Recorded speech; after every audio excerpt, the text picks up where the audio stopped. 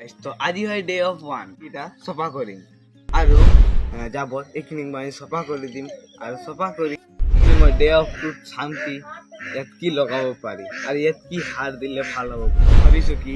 ইয়াৰ আপোনালোকেও অলপ ক'ব পাৰে নেকি ইয়াত কি দিলে এইটো চিজনত ভাল হয় বুলি কওঁ ডে অফ ওৱানত মই কালি কৈছিলোঁ ষ্টাৰ্ট কৰা সময়ত কি মোক সেইখিনি একো নলেজ নাই আৰু মই ব'লা এইটো চফা কৰোঁ তেনেহ'লে চফা কৰোঁ